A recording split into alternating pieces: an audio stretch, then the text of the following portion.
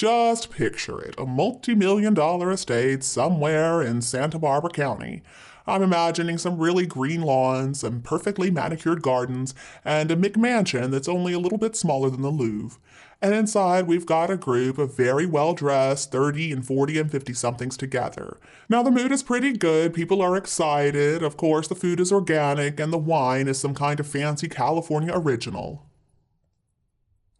So what is the reason that all these people are gathered together? Why did they decide to go out on a school night even though they know they shouldn't? Well, a British prince of the realm just published a 400 and something page book that reads like what is basically the longest breakup letter ever. This week, J.R. Moringer, who was the ghostwriter of Prince Harry, the Duke of Sussex's transatlantic bomb of an autobiography Spare, has written a piece for The New Yorker about what it was like to help famous names tell their various stories. And so far, a lot of the coverage of the article has focused on the fact that he makes it sound like working with Harry is exasperating and incredibly trying. I mean, it's basically the same as trying to separate Prince Andrew from his comfort-eating biscuit tin. But there was one little detail in the piece that I found very interesting. So Moringer wrote that in January of this year, after the book had already come out, one of Harry's friends had thrown him this party to celebrate the occasion. And on that night, he wrote that Harry was overjoyed by the sales and that readers were reading at last the actual book, that is, Harry's own account of his life. So apparently later on, Harry got up to go say thank you to some people, and Moringer recounts he mentioned my advice to trust the book, and said he was glad that he did because it felt incredible to have the truth out there, to feel his voice caught, free. There were tears in his eyes, mine too. Alright, so the way that Moringer describes this scene, it seems very touching, it seems meaningful. I mean, a man who had been trapped in this life that was not of his own choosing, finally free, finally having emancipated himself from Buckingham Palace. But in pursuit of that word, free, Harry has paid quite a high price. I'm not sure if he realizes it or not. Now, maybe the most obvious loss is that of his brother, Prince William, the Prince of Wales, and also their father. I mean, up until Spare came out, William had mostly remained unscathed by Meghan and Harry's missiles. For example, during Harry and Meghan's infamous Oprah Winfrey interview back in 2021, William was mostly left out of things other than Harry's claim that we're on different paths and that William and Charles were, in Harry's word, trapped. Of course, by the time Spare hit shelves, there had been a lot more media coverage about how the brothers had had a falling out. But anyway, as Harry told their primetime confessor Winfrey, the royals' relationship is space at the moment. And, you know, time heals all things, hopefully, he went on to say. Well, things took a little bit of a turn when Meghan and Harry's docuseries landed in December. Harry told everybody that he had been terrified after William screamed and shouted at him during the Sandringham Summit, which made it sound like he was way more scared by this little scuffle with his brother than he was taking on the Taliban. And he seemed to suggest that William's aides had been complicit in planting these negative stories about Harry and Meghan to the media. This was probably never going to improve the relationship. I mean, come on.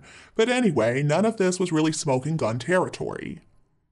It still seemed like reconciliation was possible, even if it wasn't very likely. But it seemed like if just one of the brothers could reach out to the other and maybe try to repair the relationship, it would be possible. And then, of course, we got Spare. Now, the single person who came out of that book the worst was certainly William, the Prince of Wales. Their father, King Charles, comes across as an egomaniac, very thin-skinned, and not very good at parenting. But definitely, the person Harry put the biggest target on was William. Harry talked about his brother assaulting him after some kind of argument over claims that Meghan had bullied palace staffers. We heard all about the dog bowl and the necklace as casualties in that little fight. And then there was the fact that Harry really threw his brother and his sister-in-law Catherine, the Princess of Wales, under the bus by talking about how they thought that Harry's idea to wear this Nazi uniform to a costume party was just hilarious.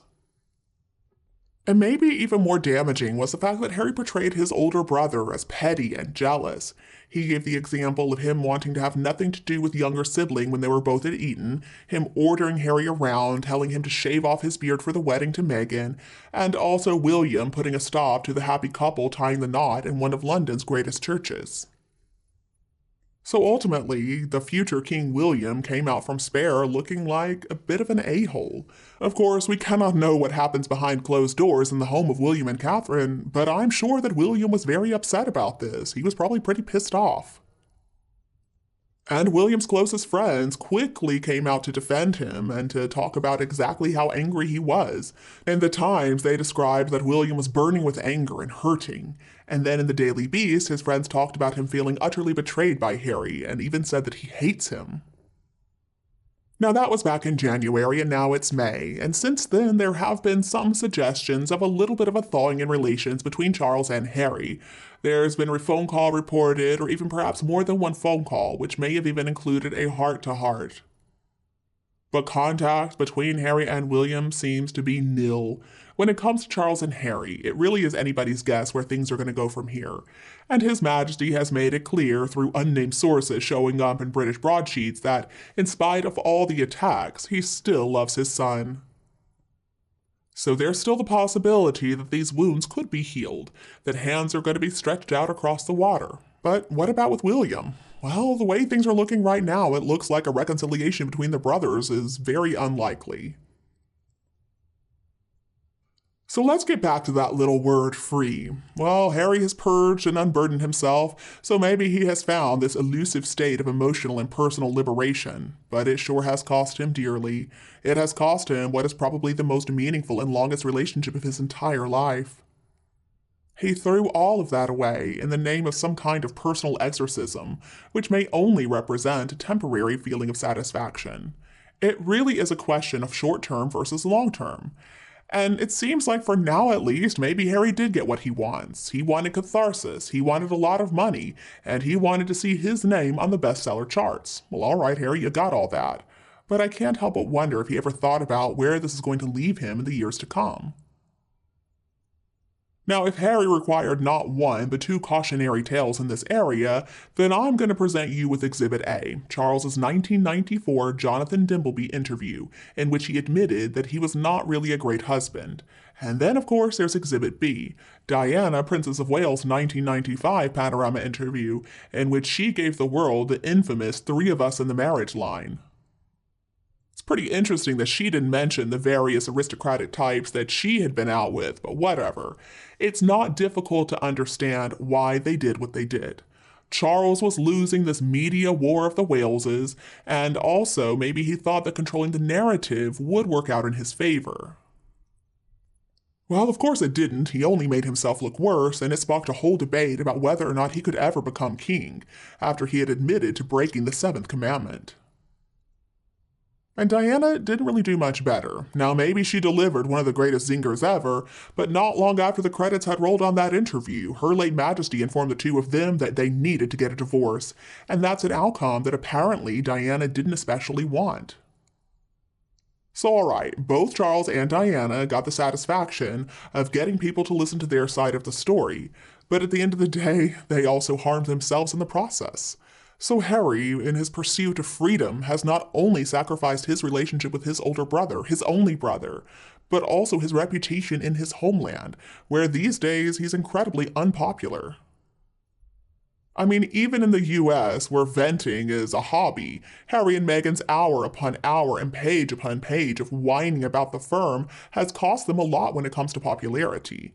YouGov polling has discovered that after the Netflix docuseries and after Spare, both Meghan and Harry have lost quite a lot of ground. So Harry's popularity has plummeted from 52 to 46%, and hers went from 38% to 36%. It may not seem like these are huge drops, but considering that sharing is viewed as a moral imperative and usually celebrated in the US, the fact that these numbers have gone down is not a good sign. And it's pretty interesting that all of Harry and Meghan's talk about freedom has not translated into popularity in the land of the free and the home of the brave. So sure, Harry, I guess you finally are free, but was it worth it? We also need to consider the fact that Harry's going to have to find some Airbnb to stay in the next time he comes to London for a court case or something like that. It looks to me like there is a karmic piper that is waiting for his pay.